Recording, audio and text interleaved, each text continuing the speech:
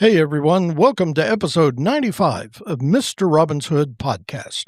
I'm your less than sparkling, sleep-deprived co-host, Robin Hohweiler, or Mr. Robin to you.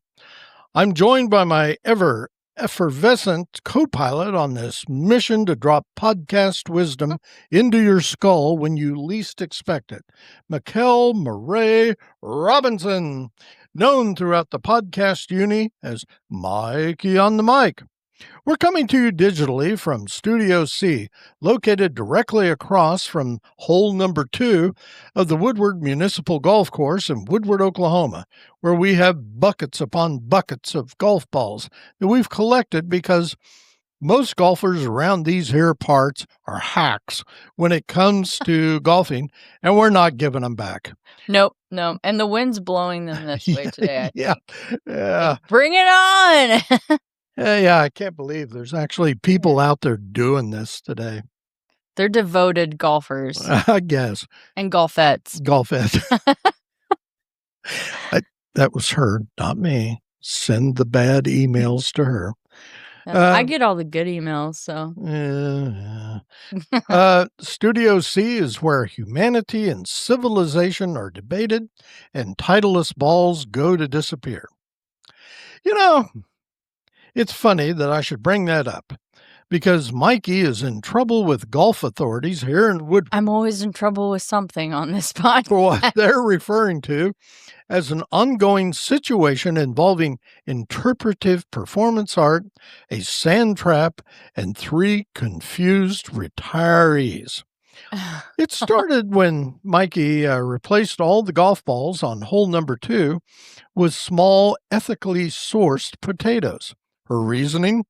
According to Mikey, the potatoes are more emotionally available than golf balls. Yeah, because they're alive, they're a plant, so they're living, breathing little organisms, so they'll maybe listen better than the golf ball. I don't know. And far less judgmental about swing mechanics. Unfortunately, the groundskeeper did not appreciate what he described as aggressive tuber placement.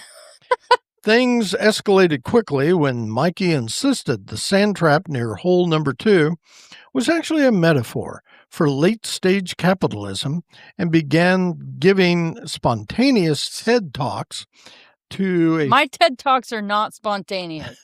They're well thought out conversations. To a foursome of men dressed in weird pants and all named Gary, all of whom just wanted a peaceful Tuesday morning and possibly followed by a breakfast burrito.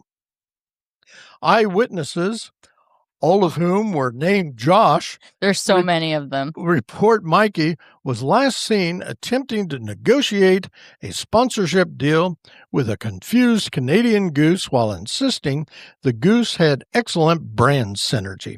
I don't know where you come up with this shit. This isn't real. Are you making fun of my brain? No, actually, I love it. I just can't believe it some days. Authorities were alerted when Mikey tried to introduce a new rule to the game called existential mulligans, where every missed shot is reframed as a courageous exploration of alternative ball trajectories. You make me way cooler than I am, though. I will give you that. I'm like, all this stuff that I do in your brain is way cooler than what I really do. So I guess I'll go with that. As her longtime co-host, I feel obligated to clarify that Mikey is not banned from the golf. Not yet, at least. But she is now required to submit all future philosophical sports reforms in writing, triple-spaced, and reviewed by a panel of disappointed uncles named Steve. Naturally. Well, there was one. That was my Uncle Steve calling to tell you to shut your mouth. Naturally. Do you have an Uncle Steve? I do. He's cool. He's actually my great uncle because he's my dad's uncle, but he's only 3 years older than my dad. Oh. He's the youngest of my grandpa's siblings. There's 5 of them, and my grandpa was 21 when my Uncle Steve was born. So my Uncle Steve his kids are my age. It's really fun. And he would call. He has a great sense of humor. He really does. Naturally. She maintained. Oh, wait. Shit, No, that's right. Okay. I'm just Naturally, laughing. she maintained she was very close to discovering the secret connection between Plato's allegory of the cave and why golf carts never seem fully charged when you need them most. So, if you hear distant shouting during today's episode, that is not thunder rolling across the Oklahoma plains. It's the ridiculous wind. That is Mikey attempting to unionize the sand traps. Never. I'd never do such a thing. So, but enough of that nonsense. Our guest, sitting in the hot seat. The hot seat.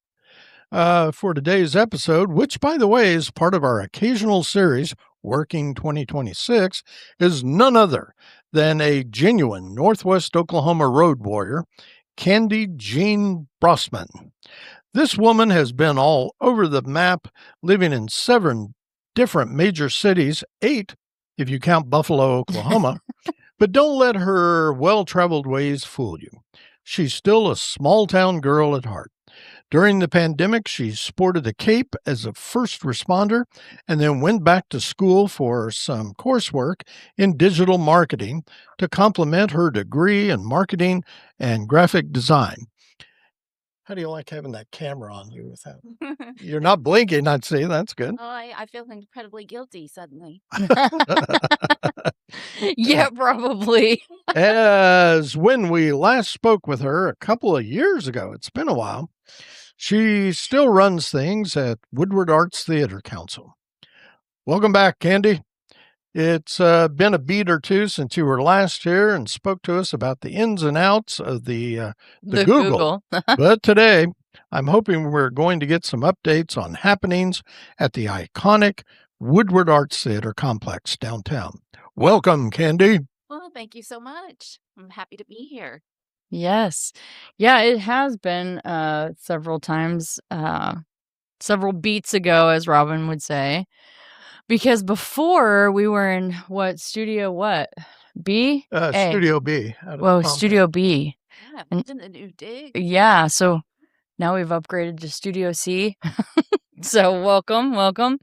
And yeah, Candee and I just the other day were talking about, because I started the museum just a little bit before she started at the Arts Theater, so that's how we know how long we've been places.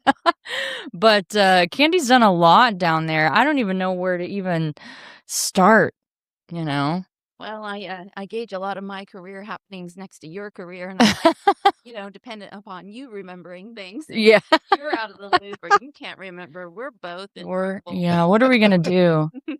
I'm trying to think back when we talked to you. I mean, there's been so many things. I feel like you went through kind of like your first kind of full force season over there at the Arts Theater, and now you're wrapping up the second one, right? Yeah, so I'm getting ready to start my 3rd season, and that's weird to say. It is, right? It is. And so last year was an incredible season. We had over 22 events and activities down there at the Arts Theater and the Cultural Center. And looks like this season's shaping up to be the biggest one yet. So we're hitting the ground running. Yes, you are. I feel like maybe the last time we talked, you were still working or had just opened up the Josie Adams Cultural Center. It had been closed for, quite some time to activities and people being able to rent it, but it's up and rocking and rolling now. You just had an event. Tell us about that. Oh, yeah. So we're trying to find creative ways to use the Josie Adams. It's a nice 30 by 90 rectangular space. I look back at all the photographs that I've found in my office of all the events they've had there in the past, and I'm totally inspired by that because it looks like they really were rocking and rolling and having a good time. So we're looking for ways to bring activities and events to that space, and Cool. working with artists like Amber Anderson. Yep. And so Mikel's talking about the Grand Unseen has been in that space for the last 2 weeks, and this is the second rotation for it to come through. Yep, the first one was great, but Candee kind of had her own little backhand into that that vision, I feel like, with Amber, if I'm not mistaken. And then Candee invited me to go while Amber presented her idea to a group of people supporting the Paseo Arts. Remind me, it's called Feast, which is It's actually the Thrive grant from the Thrive. Arts. That's right. Okay. Yeah. So I've been inspired by some immersive activities that I've been to across the United States in the last 5 years, one of them being the Van Gogh immersive. Oh, yeah. And then having some close friends that out of Oklahoma City that are involved with immersive experiences, just inspired by that and hoping that we would have some local artists that might be interested in creating some art at that scale. And of course, anybody that, does murals already works to scale like that. So Amber was the perfect fit. Yeah. Great connection for that. Yeah. And I was excited that she won that grant, because from where it started to now, she's gotten other grants to add more things. She's pulled in now we were saying 4 different artists outside of her. So it's really grown, and I thought it was so cool you guys set that up for the week of spring break. So really capitalized on kids being able to be out of school and families being able to come experience the wonders of the Grand Unseen, which is it's like we're the Bug's Eye View of the Bug's Eye View. Yeah. In a sense.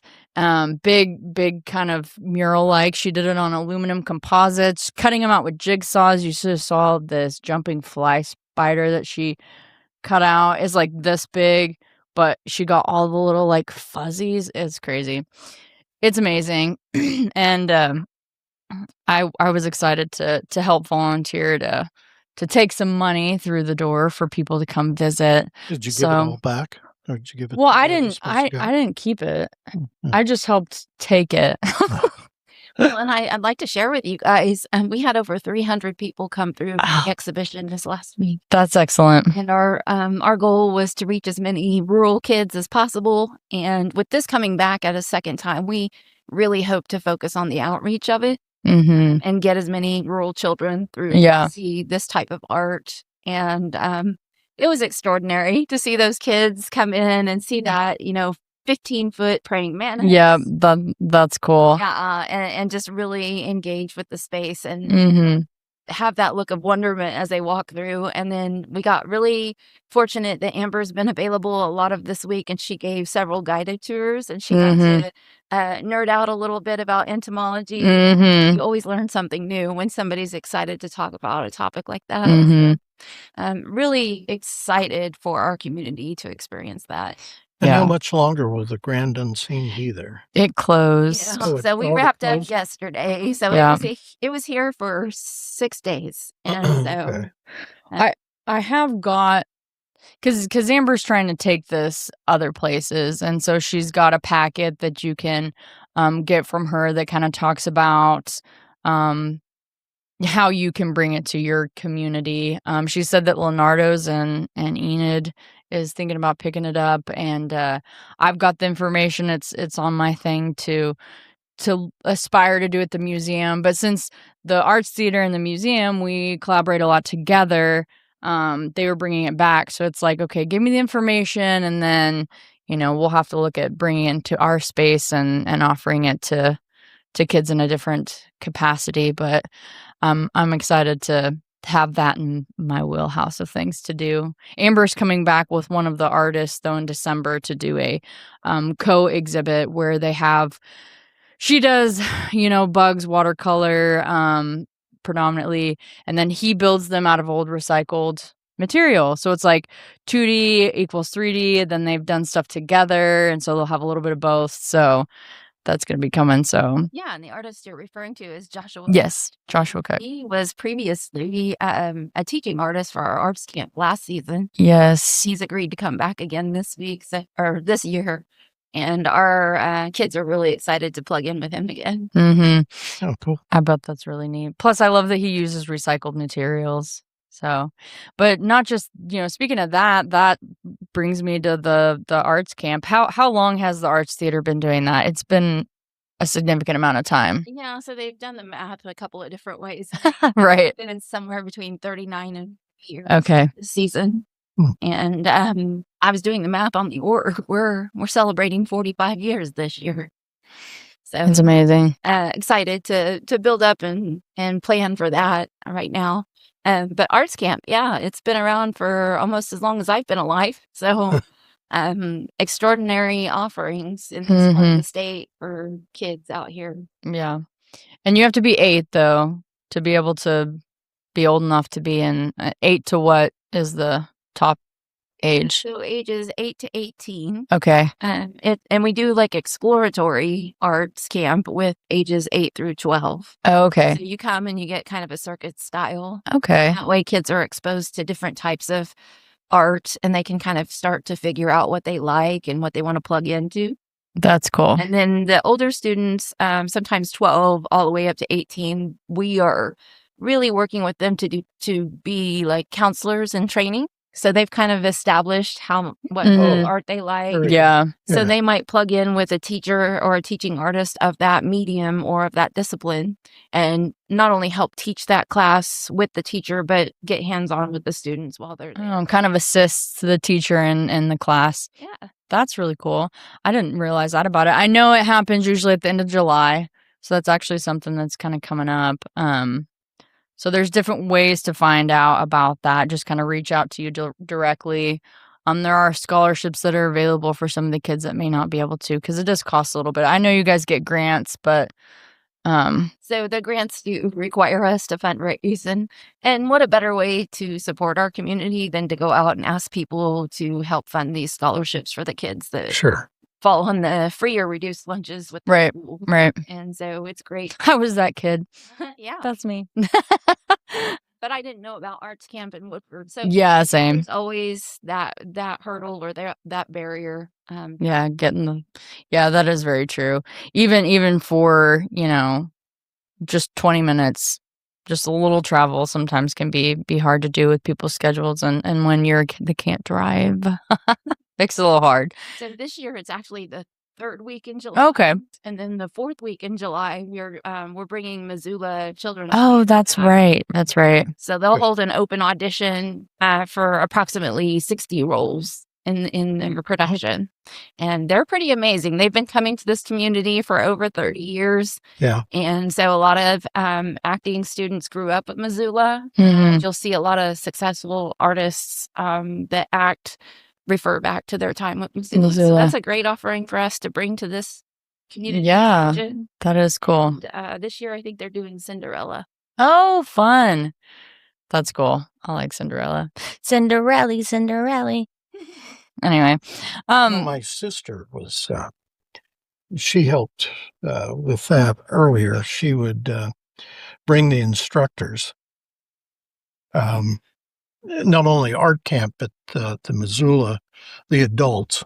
She would have them out to their house and she would fix supper for them and stuff. And they really appreciated that. And Tammy was really happy to do it. So yeah, that's one of my favorite things about Arts Camp is showcasing our artful community. Yeah. So they usually do 4 or 5 evening dinners after Arts Camp every day.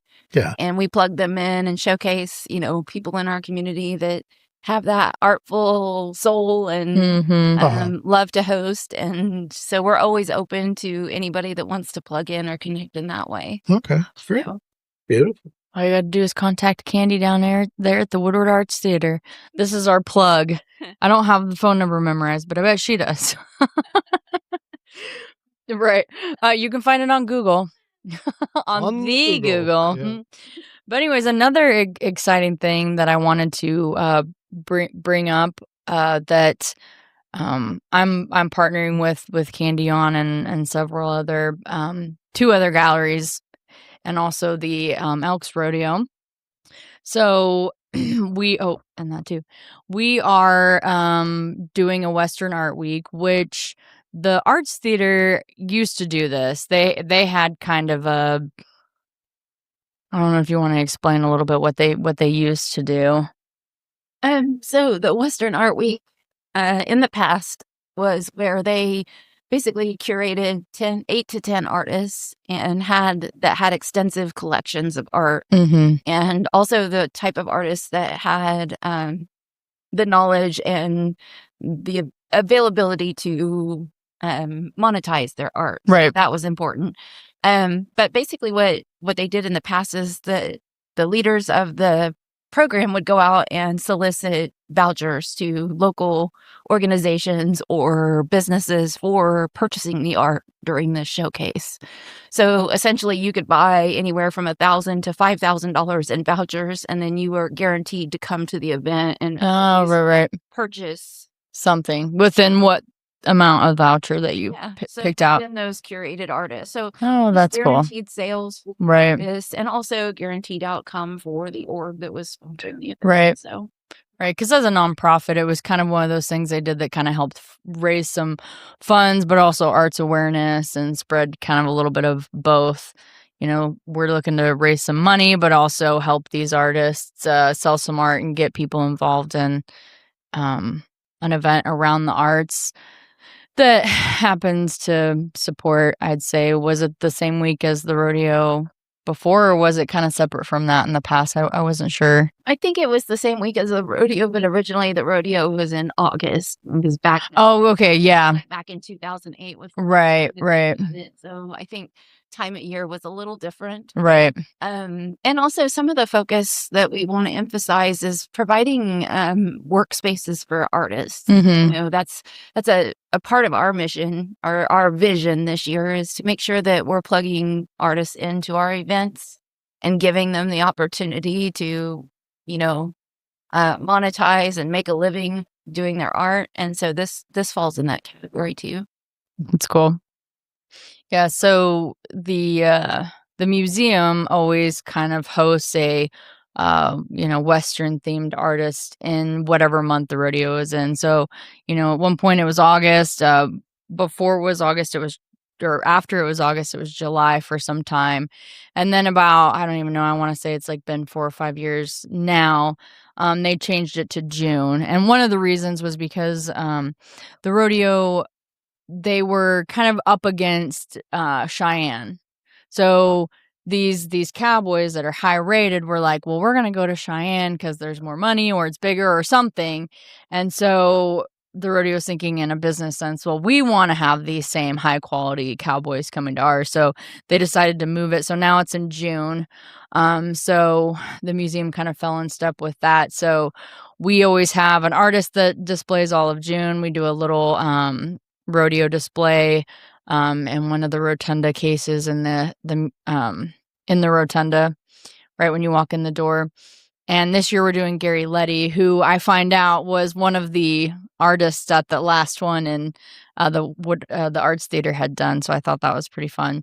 But we do a reception from 2 to 4 on Saturday. So what Candee and myself and 2 galleries have done is we're having kind of a collaboration to showcase that there are other places to view art, not just one space, and how we can all connect and promote that together and do an event. So I want to say the Great Western Cattle Trail with Kenton is hosting the first event, then Larry K. Hill, then the Arts Theater, and then the museum's going to wrap it up on Saturday. So it's going to be, it's Rodeo City Western Art Week, and it's going to be a thing. People are going to want to come to that as well. It won't just be, I'm going to the rodeo. I'm going to rodeo and Western Art Week, right? That's our goal.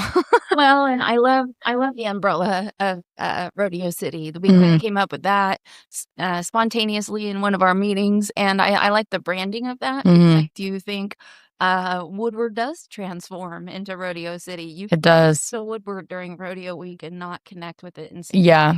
So I think this is a great opportunity for our arts organizations to plug in and showcase Western art to the people who buy Western art. Yeah. Appreciate Western art. So it's the right market. It's the right connection of people. And of course, you know, the museum they're always showcasing, Western art. And so it just kind of made sense. And so we're super excited to be a part of it. And also, with the other galleries, just pulling people around the community and giving them something exciting to attach to. Yeah. Yeah, for sure. Speaking of connecting and stuff, Candee kind of started this, and I definitely jumped on the wagon with her, but she had brought up to me that we needed some sort of artist network. That we know a lot of artists, but we don't know every artist. And so we're like, if we put this out there that we're trying to just start a network, get all these artists' information and put it in one place, then when you're looking for that, or if somebody asks, I'm looking for, an artist that a musician in particular, maybe that plays a certain type of music or whatever, we'd be able to kind of pull from this pool of people and be able to help kind of inter-network these artists whenever, they're not being reached out to directly. And then also to help us, because we're always looking for artists in different capacities for different events or, shows or however that looks. So we want you, if you're an artist, you can find it both on the Woodward Arts Theatre Council's Facebook. We've shared it on the museum's Facebook. It's just a form you can fill out, a document that gets you connected. So just information like how we can contact you, email, phone, ask a few kind of like direct questions about what kind of artist are you, what do you do, what are you comfortable with and what capacity, because some people maybe they aren't to a point where they want to run a workshop, but they'd maybe help with something like that, so it kind of fills you out on that. But we want you to get in on this. So Candee, what else do you want to share about that I haven't covered? Well, I'm kind of looking at that forum as a set of training wheels for most artists. If you're beginning or if you've been down the road a little ways and you still need a little bit of help, you and I both know there's tons of resources, but finding those resources can be difficult for sure. The sector. But also, I have to say that this region is so steeped in talent. It's unbelievable. That's very true. And people call and they'll say, hey, have you heard such and such play? And I'll be like, I haven't, and they'll say, oh my gosh, it was the greatest thing we've ever heard. You should get in touch with them. Well, I don't know anything about what they were doing. I don't have enough details to go on. So we think the forum is going to help us solve that. So if you fill out that forum, you'll be in touch with the events that we have coming up. But also that gives us access to connect people. And that's really one of the hardest parts. It is. And I'll talk a little bit about the origination of that forum. Right now, I'm looking for 8 to 10 acoustic artists. We are launching a small music festival this year. Right. Oh, sweet. Yeah, so it's called Okoustic, and that's Okoustic Music Fest. And you probably haven't heard much about it yet. And like I said, we're dipping our toe into it this year, but we are running simultaneously with the food truck throwdown. And we will be blocking off Main Street in front of the theater. And this year we've committed to running 2 stages. One of them will be just a small stage under the marquee in front of the building. And then the other one will be at Celebration Park, where they've always had a stage, but it'll be a nicer built out stage. Right. Room for everybody to perform. Oh, great. So, yeah. Is there a tentative date? Or? May 1st. Yep. All right. So Friday, May 1st during Food Truck Throwdown. Oh, okay. Yeah. Okay. Beautiful. So bring your appetite and bring your lawn chair. And I encourage people to bring their pop-up tents because it'll be sunny. Yep. So bring whatever you would need to bring to a little festival that you don't have seating at. So however that looks for you, Right. and enjoy the music and check out some of the food trucks. It's all going to be in within walking distance of each other. It's going to be great. And then, I think I'm excited to have, a way to experience music on kind of both sides of the stuff that's going on. Because, from where you'll be under the marquee and then where the other stage is, it'll just keep the music flowing. and it'll be a great time. I'm Yeah. excited. We looked at possibly having, the stage inside up and rocking, but we got to talking about the numbers of food truck throwdown, Mm-hmm. and it's been somewhere between 4,000 and 6,000 people downtown. And Oh my. Yeah, it's our grown. 100-year-old building, those restrooms are probably not Yeah. to handle any kind of traffic like that. Yeah, probably Right, probably right. not, unfortunately. Old plumbing. Yes. The And so joys. that 100-year-old building doing 100-year-old building things. Yeah. I said, you know what? Let's showcase the marquee. It's right outside. It's the heart of the community. Yep. People are attracted to it when the lights are turned on. Yes, they are. Let's just go ahead and build it around that. No, I think that's a Great. great idea. I love that. Speaking of, almost 100 years, that's coming up in 2029. Can That's- you believe it? I know, it's wild. And it's going to be here before you know it. Can't believe that.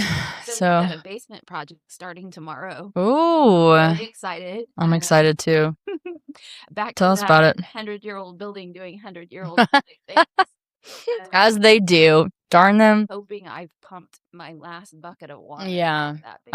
I hope that for you too. Oh, so this is more of a maintenance thing than trying to do something kind of artsy thing. Well, there are You got to start with the maintenance, right? we got maintenance, but there's a lot of history in the basement under the Oh, yeah. stage. Sure. That's where all the performers were housed during productions, and it was a really confined space down there. There were several dressing rooms and then a little kitchenette.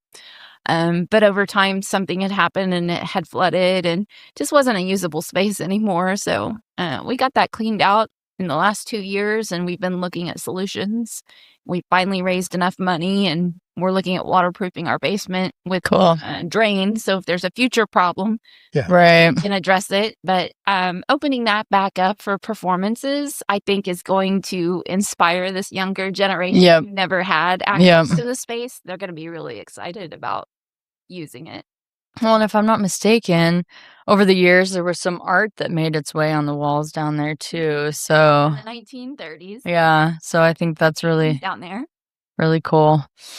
Yeah. And we're doing our best to preserve those. Sure. For that history of the theater. But not everything is, something you can hang on to forever. No, yeah. Just like today, when I ran home for a bit, my husband's been helping his family go through his grandma's house, and there were some old books, and he's like, I know some of these old books are really far gone, but he's like, I just thought we could look at them first. So I'm like, yeah, some of these are trash, bro, but we had some other ideas with some of like the good pages. Maybe we could pull those out and kind of use it in like a ledger art way, but instead, like that artist from Gaiman, what's her name? Christy, that you know too.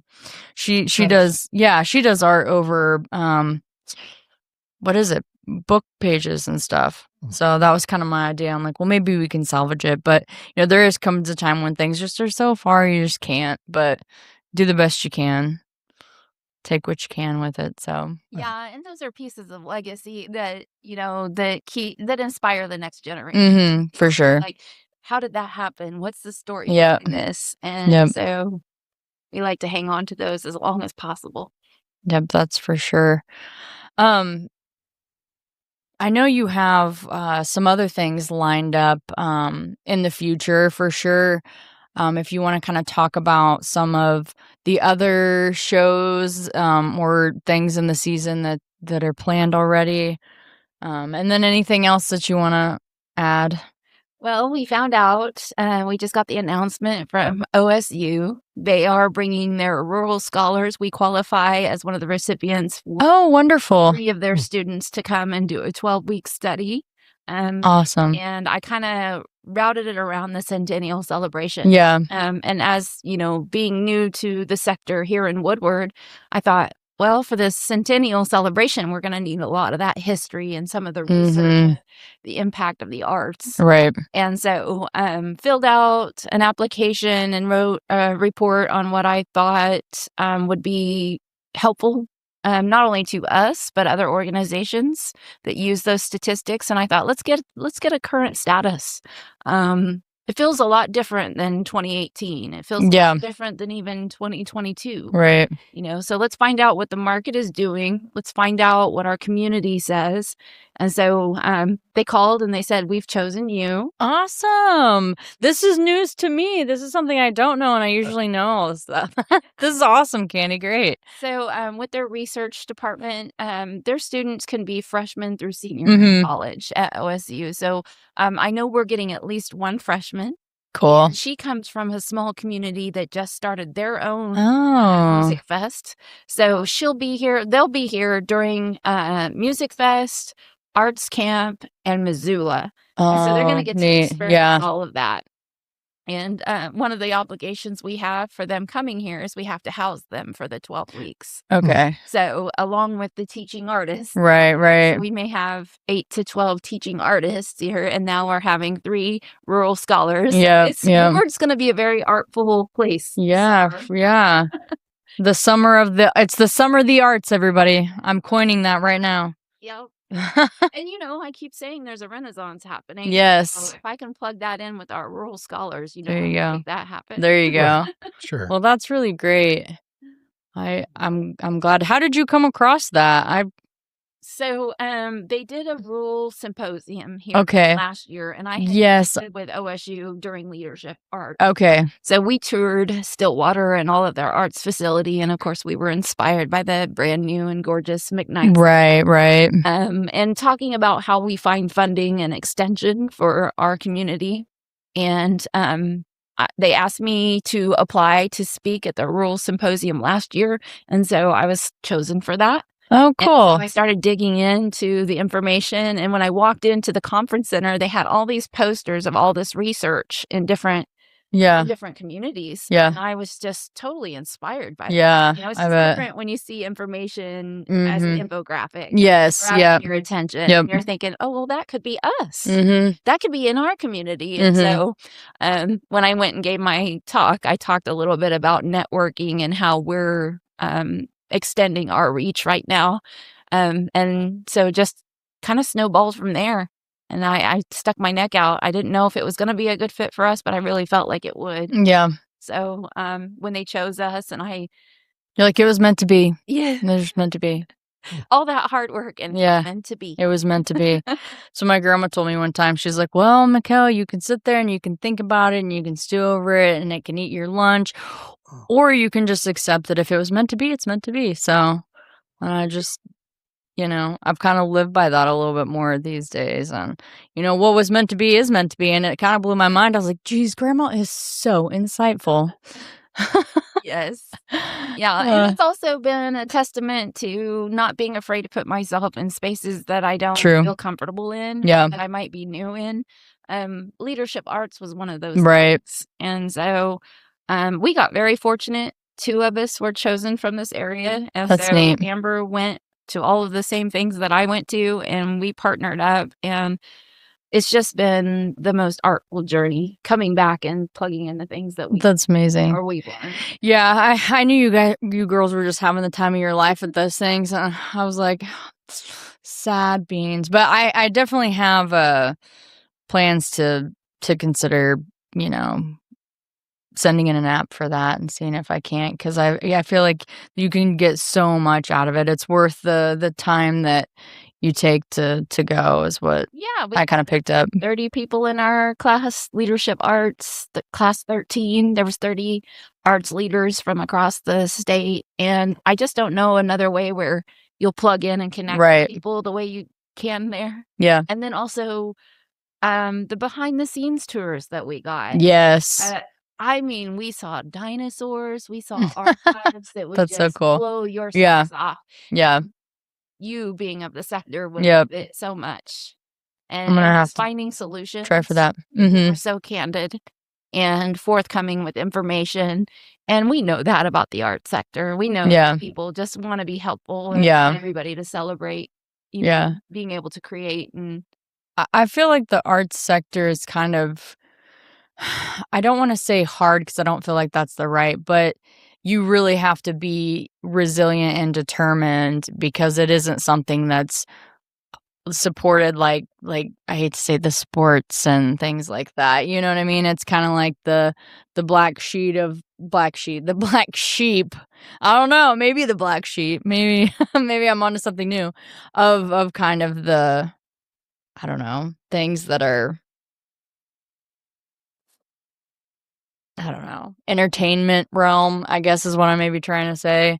That sometimes we get overlooked a little bit. And so being able to get together and talk about things, everybody does want to help each other. It's like there's no need to reinvent the wheel, or no need for you to struggle through it when we've been there, because, you know, here's the information, do with it what you will. So I always love that.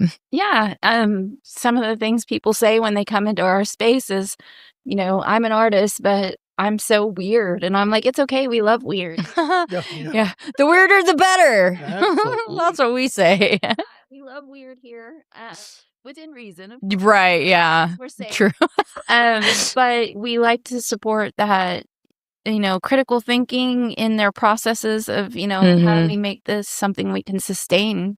And the craziest ideas turn into the best activities, especially for kids. You know, it's just like the creative freedom that we provide in our space at the theater. I wish that we could just be open all the time, you know? Right. With the right funding, we absolutely could be. Right. I just don't know if the building could handle the whole time. So yeah. That's really cool. I've always been somebody who has just been drawn to the arts. I can't run from it because it runs to me.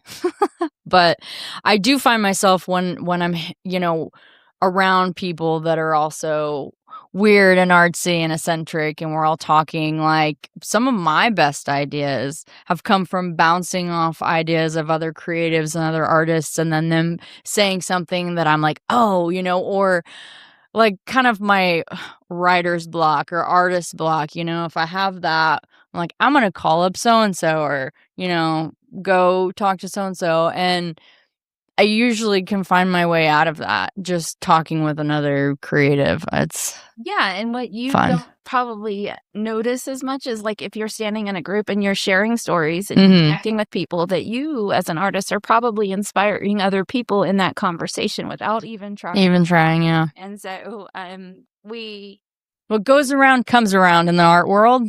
Yeah, so we need to do more to foster those types of engagements. And so that's why we had that artist mixer last night. And I told Amber, I said, like, even if 5 people show up or 50 people show up, you know, we know that we've made a connection in the art community today, and maybe somebody's better for it. So we go to events like Festival of the Arts. I'm volunteering in Oklahoma City this year just to go and be on the other side of it, to see its inner working, see if we can glean from, you know, their ideas and spread some of that art wealth.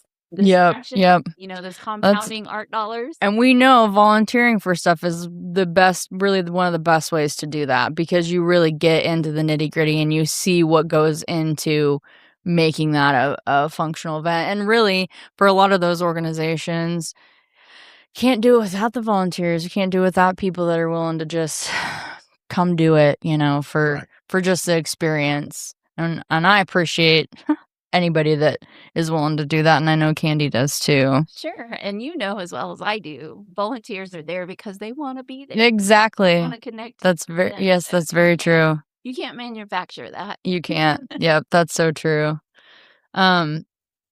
So what else you got going on over there? Do tell. What else do we? I don't know everything you want to tell, so I don't want to. Well, I've got 5 committees going right now, which is pretty substantial compared to when I started. Yes, it is. And I've got 5 committees and 12 board members, and we are always looking for ways to plug more community members to our committees. Yeah, because you don't have to be, if people don't understand this, because it's the same way at the museum, you don't have to be one of those 12 board members to be on a committee to help with the planning of these things. Like, I think people have a misconception, like, well, I have to be on the board to help. No, you really don't. No, all the heavy lifting Yeah. is done in committees. Yeah. The board is just there to help guide the org. Yep. And our board is actually a working board. So we do have board members on each of our committees. And so they're there just to make sure that we stay aligned with the Right. vision. But if you have an idea and you want to be on a committee, Mhm. reach out, because we want to hear from the community. We want to stay connected to our community. Right. Yep. And we want to be relevant in what we're providing. So if we operate in a silo, we have no idea. Yeah, if it's true. working. But right now, all of the activities that we're creating and putting forward for the community, dollar for dollar, how those dollars turn over and Mhm. how we're impacting the region with those dollars. I just can't measure that right now. And so Yeah. I think that with the rural scholars, that's Yep. gonna help us That's gonna help. really understand what's happening here. And like I keep saying, there's a renaissance. Yeah, and Now I'll have proof. right, exactly. And with that proof and those statistics comes a lot of grant opportunities and a lot of, I say that because grants like to see that kind of stuff. And if it's something you can provide, you may be the person that wins that grant versus somebody else because of something like that, because of statistics or anything. So Yeah, and I it's think that important. helps you work on your storytelling skills, right? Also, yes. If you weren't in creative writing, well, you're going to get a good dose of it through nonprofit grant writing. For sure. You're like, how many times can I say this thing? Mm-hmm. The Mm-hmm. same thing 6 different ways. Exactly. Yeah, and sometimes it's the way that you say it. I think you say it for that buy-in, and if it's done creatively, and you'll capture that. I want to say judge. I don't know that that's the right term. People looking over those grants and making those decisions. Have you ever done that? Have you ever looked at grants for any organization? Oh, I'm putting your name in the hat or in the ring. Oh, really? Yes. You mean like being a judge of the grant? Yes. Like if there were 45 entries for one particular grant, they need people to read. Oh, to read those, and they have some sort of rubric that you like use or something, or sometimes they're just like, tell us what you think. Sometimes here's 45 PDF packets and good luck. Oh my everybody. goodness. But sometimes they do have software that make that easier. Yeah. But all of the storytelling that happens there, it just makes you better as an individual. No, I bet that. Yeah, I bet that would. Reading those and going over those would definitely teach you a lot in your own, grant writing. See, I've got a crutch. I got old Robin over here, Mr. Robin. I'm so jealous of his Facebook posts. Oh, I know. He's. Yeah, and everybody that listens to this podcast and all the ridiculous stories, he makes that shit up.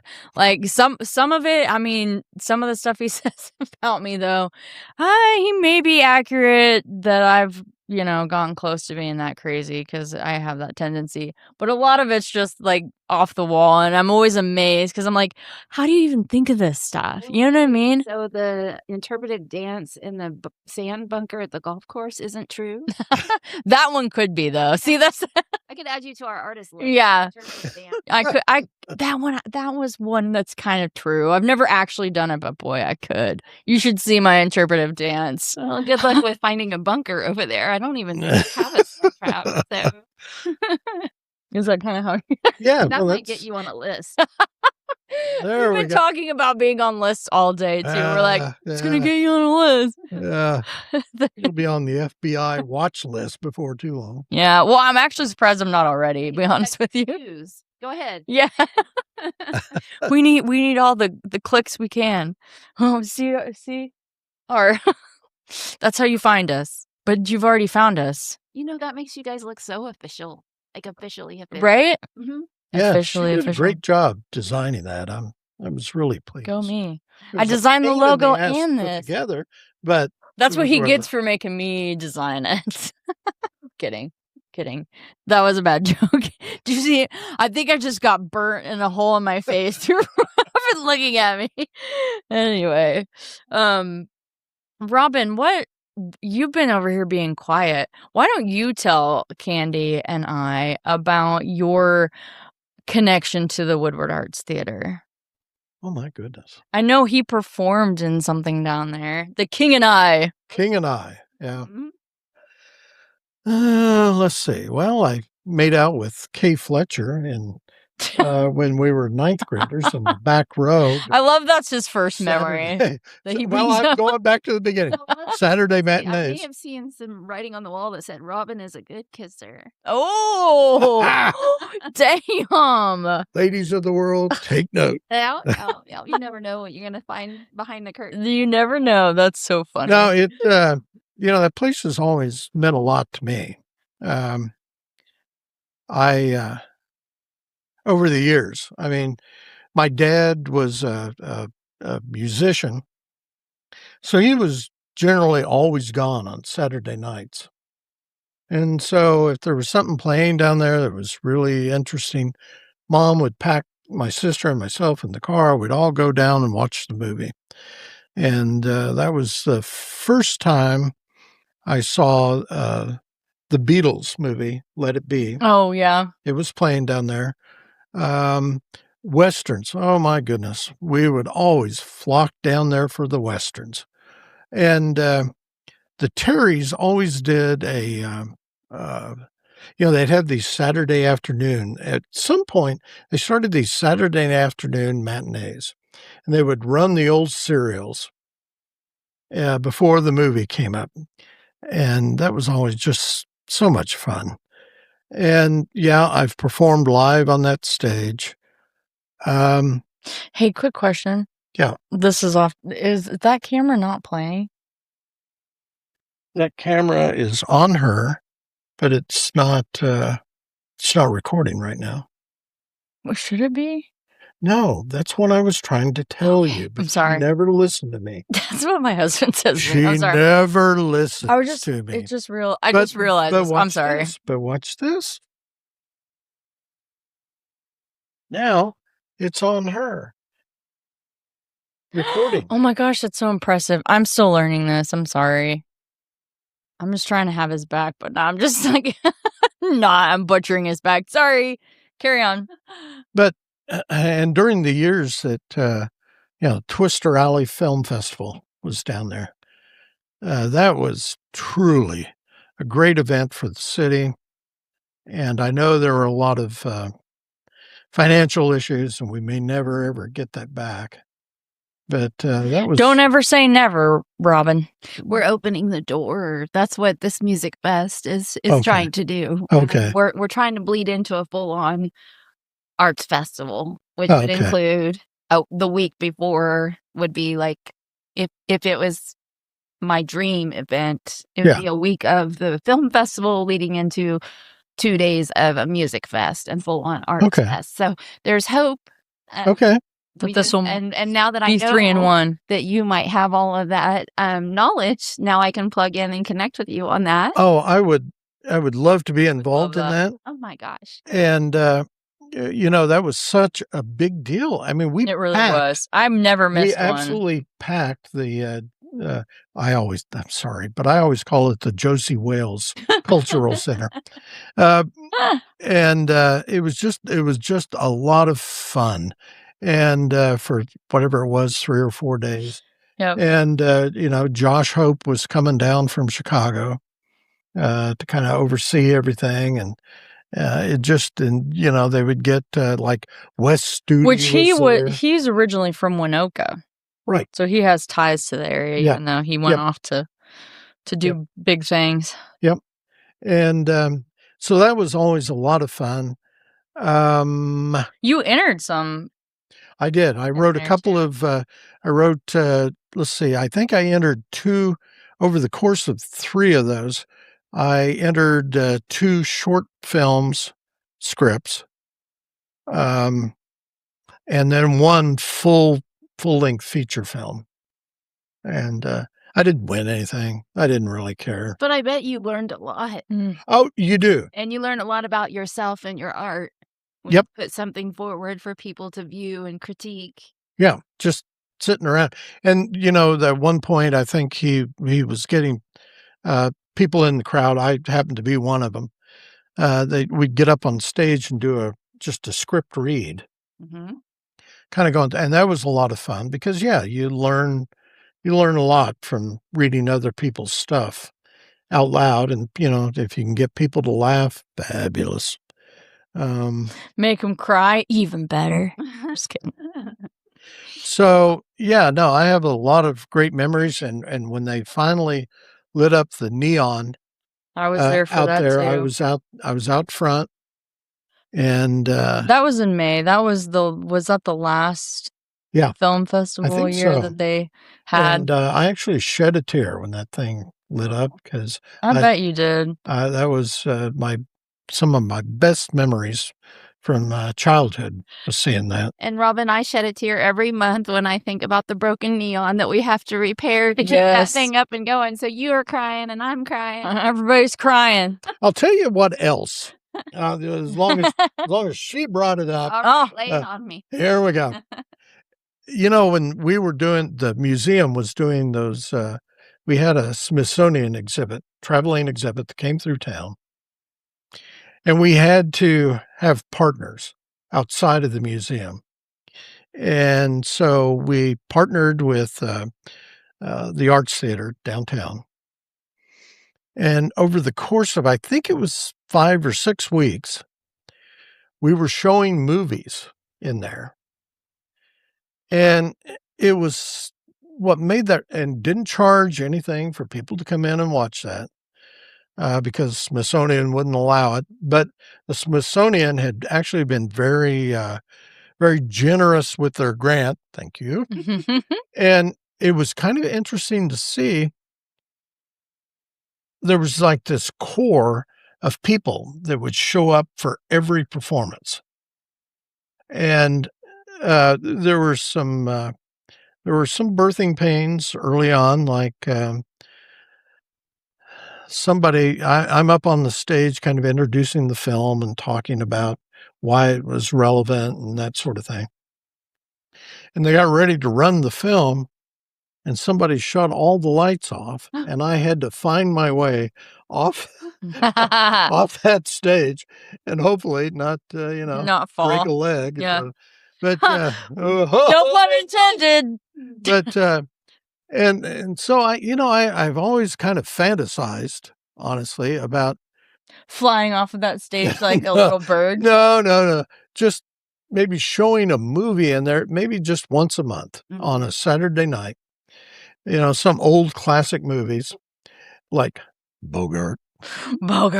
And I know it's stupid expensive to get the licensing and do a lot of that stuff, yeah. But I'd kind of like to have that conversation with you. Well, you heard it here. Robin wants to have the conversation. Ooh, done and done. It's been my vision to have movies in there, and we're faced with a certain set of hurdles that are very unique to the space. And most of it's like heating and cooling the space. Yeah, for sure.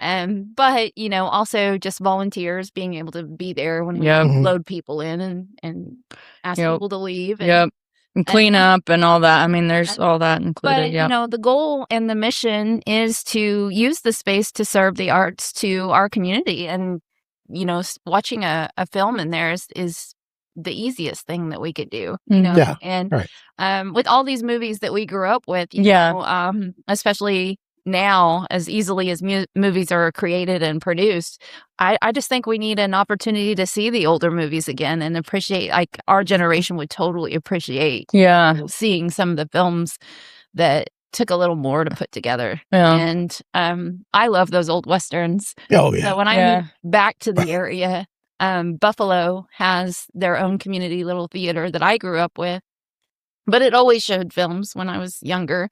And they brought back John Wayne's Hellfighters. Oh, one of the first ones, and then they showed a second one, which was the Cowboys. And I didn't know that John Wayne movies could make me cry that hard. I was sad the Cowboys. But I just have a vision. There's a lot of these movies that are celebrating major milestones and anniversaries, and I'm like, why not here? Yeah. So I'd love to have that conversation with you or anybody that wants to help bring that back. Because we would love to do that. Great. And we're finally getting to a position where we can. Where you can. And I think it's cool because that's kind of where that started, was as a movie theater. I mean, a little bit about the history. Who wants to take it? Oh, go ahead. Okay, so previously the theater was owned, and it was a black and white silent film movie house. And so when they decided to purchase the theater, they found an investor that really thought vaudeville was the way to go because he thought talkies was going to be a fad. So movies with sounds was just going to be a fad. And so they built it out for vaudeville, and it's had a dual personality ever since. And we mostly use it now for vaudeville. And I'd love to try to find like traveling troops that would come through and do more small acts. Yeah. I think would be fun. That would be. To try to get more of a accessible schedule that people like. We don't always have to have productions at 7:00 a week and then to a 2 p.m. matinee. I'd love to have more things going on there. Yeah. I'm just not sure at this point if we're capable with our current volunteerism, but we could get there. These are one of those things that if we dream it, we can build it. Yep. So. True that.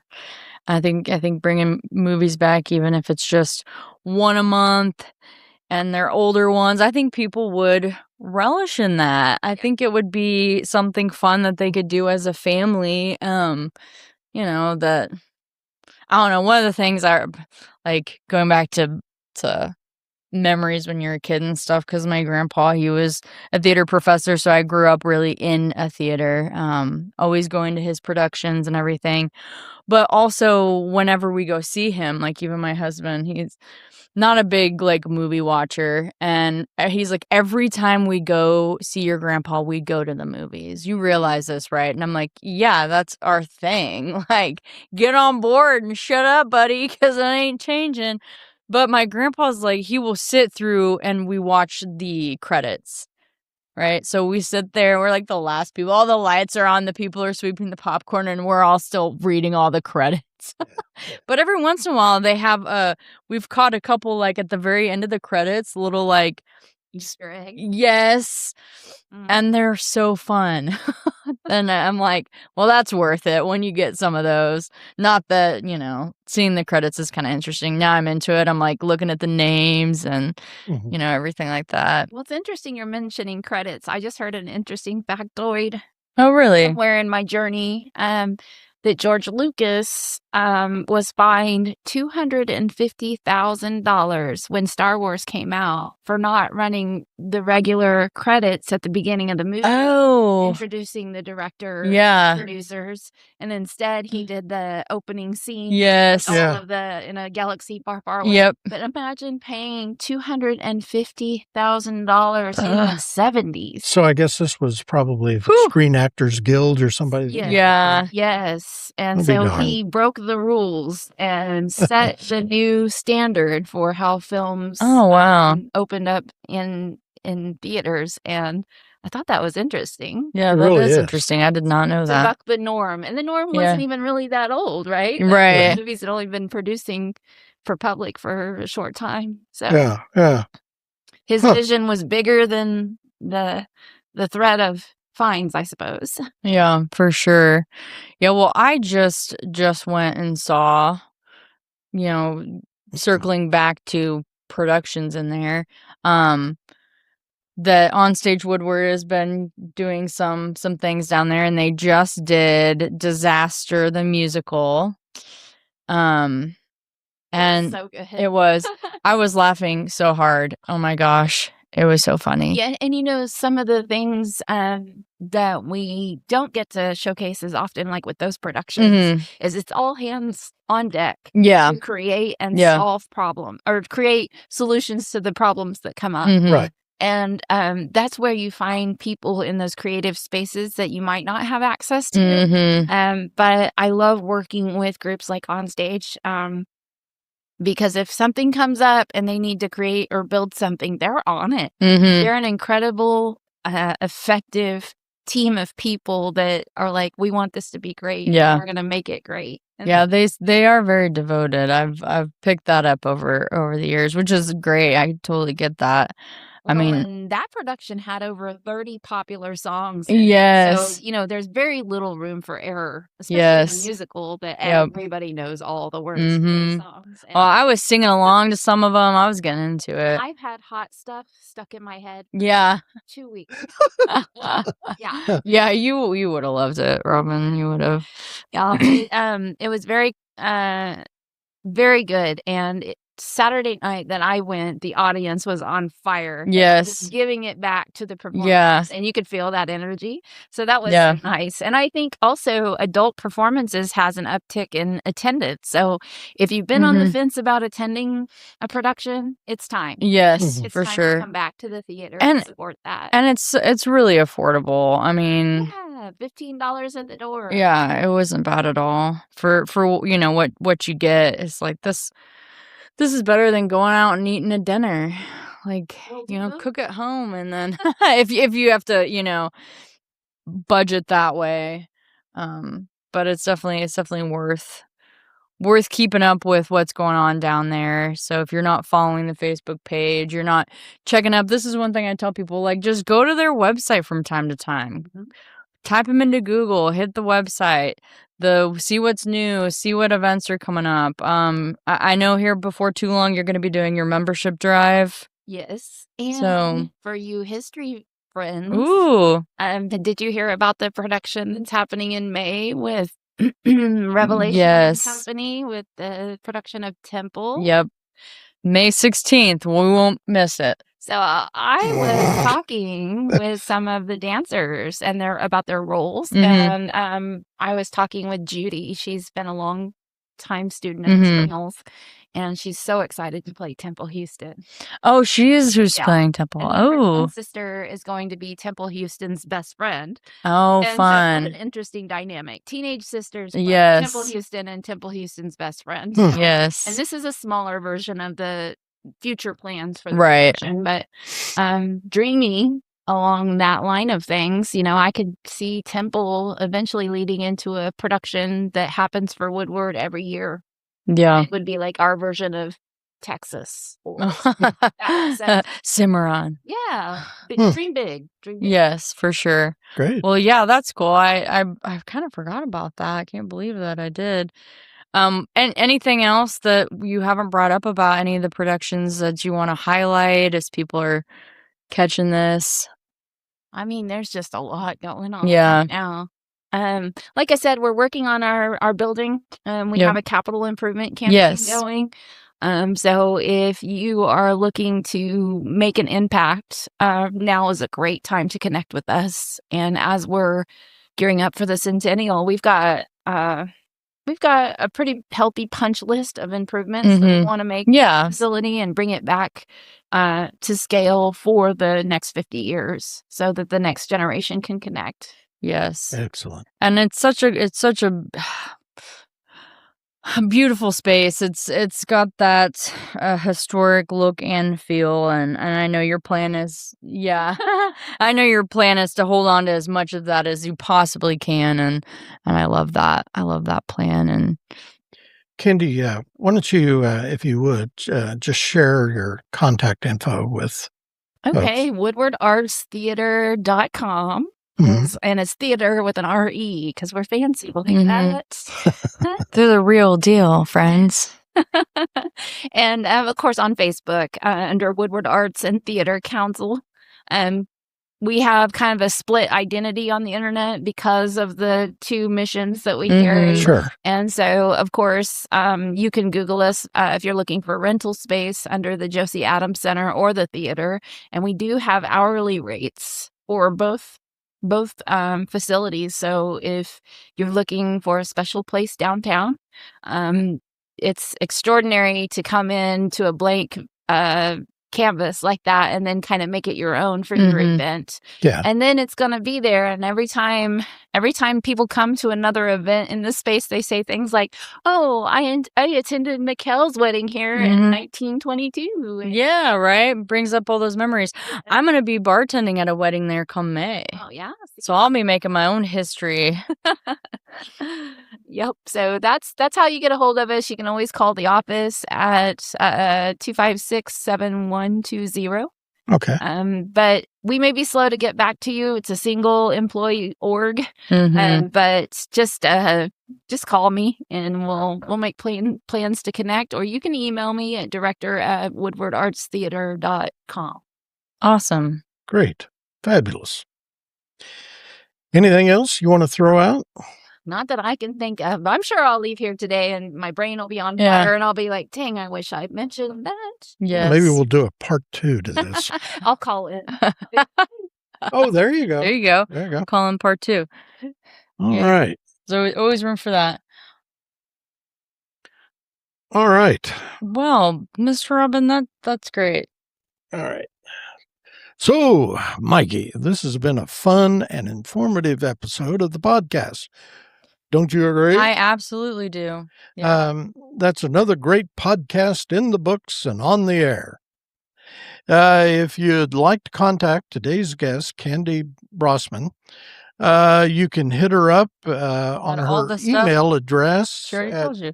Did you give that to us? I may have missed that. Director that's at right. Woodward Arts Theater.com. Yeah, theater.com. Okay. They won't forget now.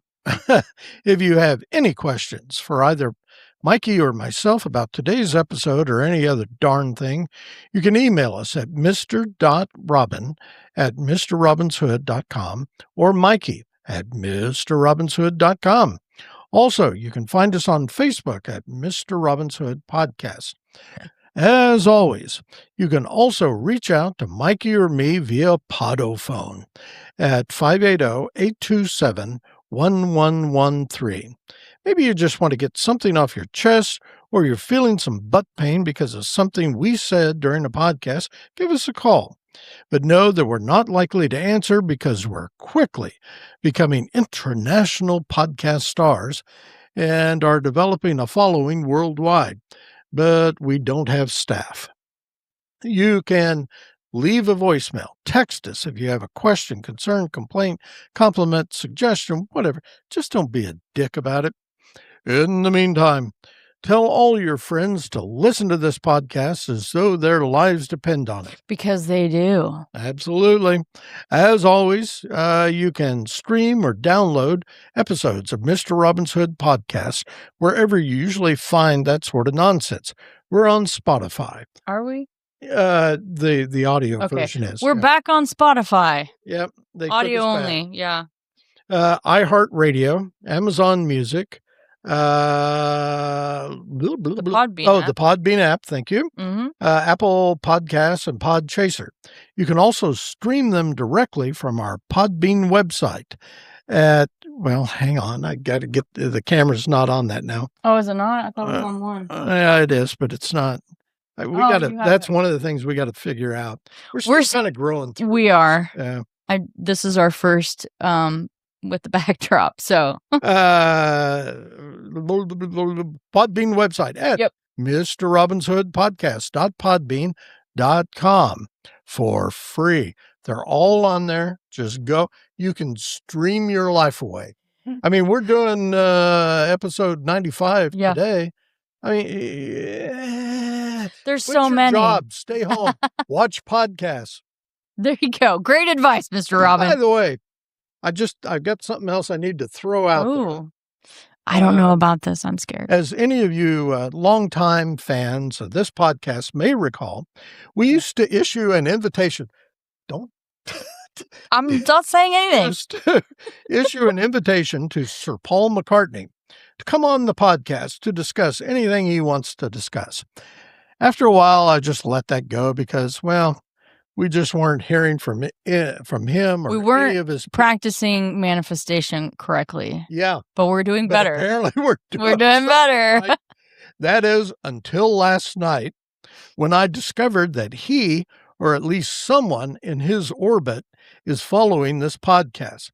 I can't tell you how cool that is.